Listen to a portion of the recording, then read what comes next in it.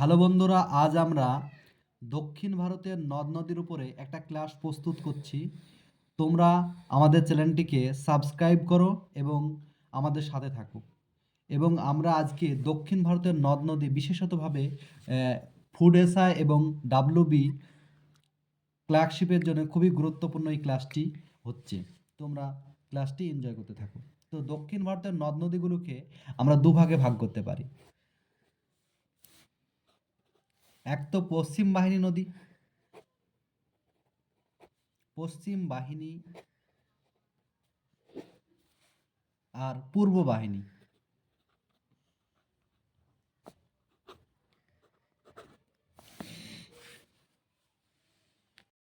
তো পশ্চিম বাহিনী নদী এবং পূর্ব বাহিনী নদী, পশ্চিম বাহিনী নদীগুলোর মধ্যে আমরা গুরুত্বপূর্ণ যে নদী কটা পাবো তার মধ্যে প্রথম নদী হচ্ছে নর্মদা।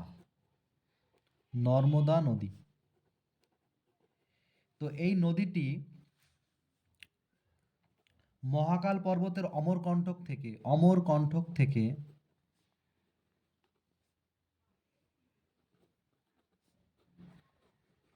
উৎপন্ন হয়েছে। আর পশ্চিম বাহিনী নদীগুলোর একটি বৈশিষ্ট্য হচ্ছে যে এই নদীগুলো সবগুলো, যে পশ্চিম বাহিনী যতগুলো নদী রয়েছে সব নদীগুলোই হচ্ছে খাম্বাত উপসাগরে পড়েছে। তো এটি অমরকণ্টক থেকে উৎপন্ন হয়ে তিনটি রাজ্যের মধ্য দিয়ে গিয়েছে। প্রথমে মধ্যপ্রদেশ,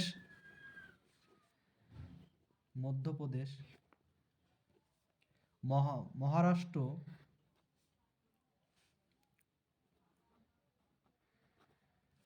গুজরাট,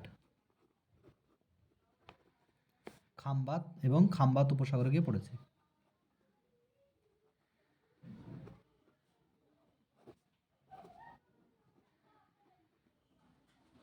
সাগর। দ্বিতীয় যে নদীটার কথা বলবো আমরা সেটা হচ্ছে তাপ্তি বা তাপি নদী। আর নর্মদা নদী হচ্ছে যে উপনদীগুলোর মধ্যে আমরা বলতে পারি যে হিরণ, বন্যা খুবই উল্লেখযোগ্য। এই নদীর, এই যে নর্মদা নদী, এই নদীর তলদেশে এই নদীর তীরে গুরুত্বপূর্ণ শহরগুলোর মধ্যে পাবো আমরা ওমকারেশ্বর, হোশাঙ্গাবাদ খুবই গুরুত্বপূর্ণ। ওমকারেশ্বর এবং হোশাঙ্গাবাদ। এবং এই নদীটি, নর্মদা নদীটি হচ্ছে দক্ষিণ ভারতের পশ্চিম বাহিনী নদীগুলোর মধ্যে দীর্ঘতম।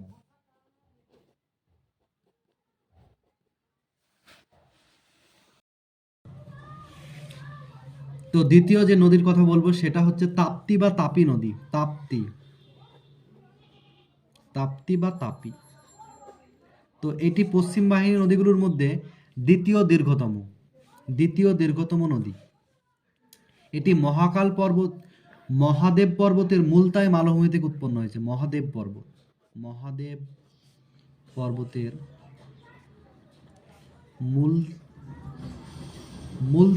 মুলতাই মালভূমি। এই তাপ্তি নদীর যে গুরুত্বপূর্ণ উপনদী সেটা হচ্ছে পূর্ণা এবং গিরনা। এই তাপ্তি নদীর গুরুত্বপূর্ণ যে শহর সেটা হচ্ছে সুরাট। নদীর তীরে গুরুত্বপূর্ণ শহর হচ্ছে সুরাট। এই সুরাত শহরটি তাপ্তি বা তাপি নদীর তীরে অবস্থিত এবং এই নদীটিও খাম্বাত উপসাগরে পড়েছে। তো 3 নম্বর যে নদীটি কথা বলবো সেটা হচ্ছে সবরমতী।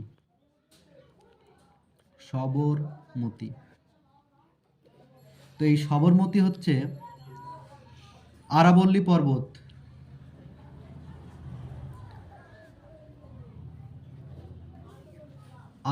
পর্বতের মেবার হিলস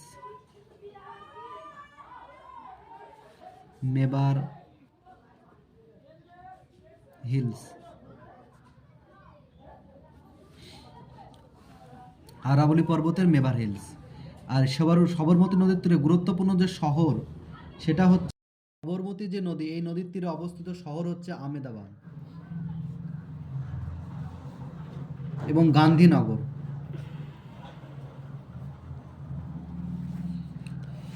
এই নদীটি যে উপনদী রয়েছে, গুরুত্বপূর্ণ উপনদী রয়েছে, গুরুত্বপূর্ণ উপনদীগুলোর মধ্যে ধামনি এবং ওয়াকাল।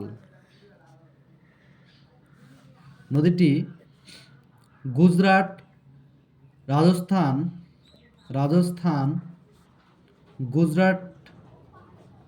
গুজরাটের মধ্য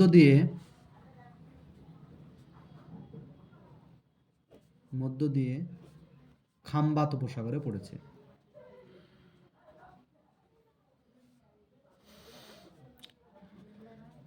আরেকটি নদী রয়েছে মাহি, যেটা বিন্ধ্য পর্বত থেকে উৎপন্ন।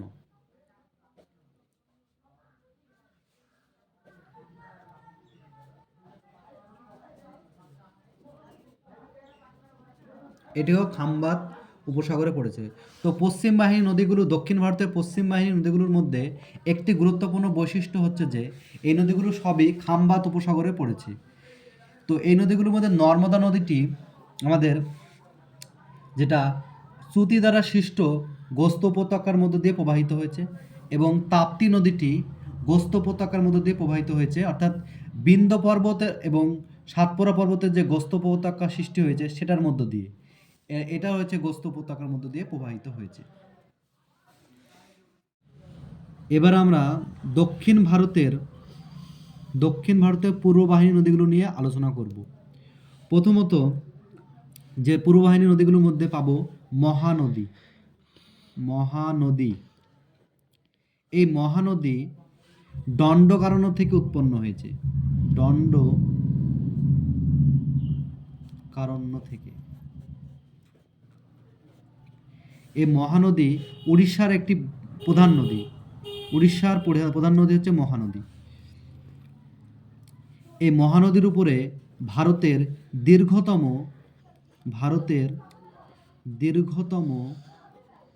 দীর্ঘতম ড্যাম বা বাঁধ আছে, যা হীরাকুদ বাঁধ।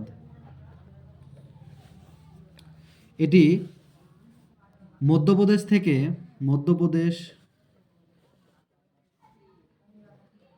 ছত্তিশগড়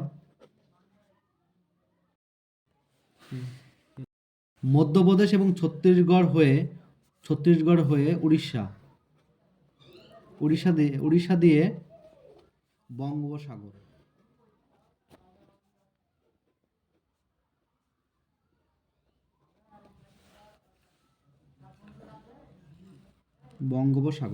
মহানদীর যে গুরুত্বপূর্ণ উপনদীর নাম পড়ব। প্রথমত যে গুরুত্বপূর্ণ উপনদী সেটা হচ্ছে ইবো এবং মান্দ, খুবই গুরুত্বপূর্ণ উপনদী। এবং এই মহানদীর তীরে গুরুত্বপূর্ণ শহর হচ্ছে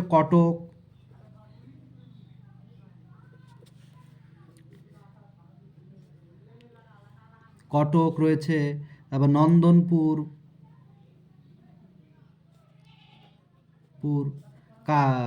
টিকারাপাড়া,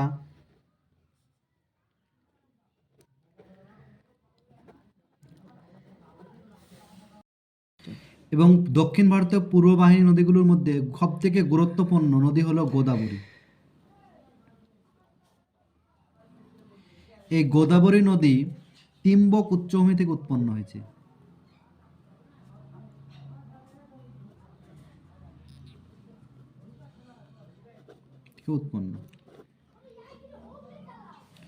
এই তিম্বক উচ্চভূমি থেকে উৎপন্ন হয়ে এই নদীটি মধ্যপ্রদেশ,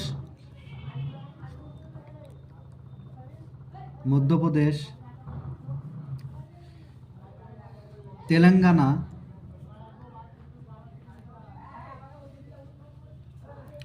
মধ্য দিয়ে, তো মধ্যপ্রদেশ তেলেঙ্গানা হয়ে অন্ধ্রপ্রদেশের মধ্য দিয়ে বঙ্গোপসাগর।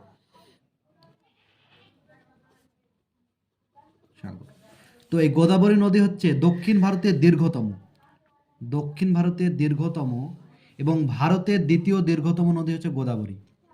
আর গোদাবরীকে দক্ষিণ ভারতের গঙ্গা বলা হয়। খুব ইম্পর্টেন্ট কোশ্চেন, পরীক্ষা আসে। দক্ষিণ ভারতের গঙ্গা। এই গোদাবরী নদীর যে উপনদী রয়েছে, ওয়েন গঙ্গা, পেন গঙ্গা এবং মঞ্জিরা। এবং দক্ষিণের পূর্ববাহী নদীর মধ্যে আরও কিছু গুরুত্বপূর্ণ নদী পাবো আমরা। তার মধ্যে কৃষ্ণা রয়েছে। কৃষ্ণা, এই কৃষ্ণা নদী মহাবালেশ্বর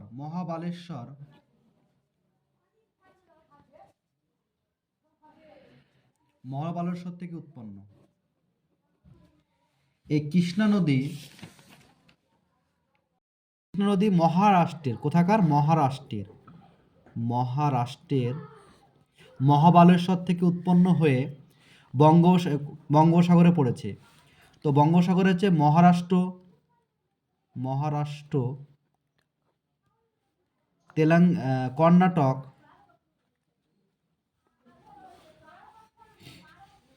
কর্ণাটক হয়ে অন্ধ্রপ্রদেশের মধ্য দিয়ে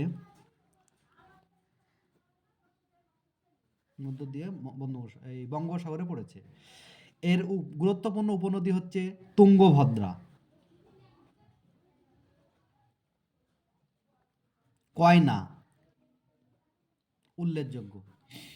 আর এই নদীর উপরে যে একটা প্রকল্প তৈরি হয়েছে সেটা হচ্ছে নাগার্জুন সাগর প্রকল্প। পূর্ববাহিনী নদীগুলোর মধ্যে শেষ যে কাবেরী নদী, এটি এটা কর্ণাটকের ব্রহ্মগিরি থেকে উৎপন্ন হয়েছে এবং তামিলনাড়ু, কেরালা হয়ে বঙ্গোপসাগরে পড়েছে। কর্ণাটক, কেরালা হয়ে কেরালার মধ্য দিয়ে বঙ্গোপসাগরে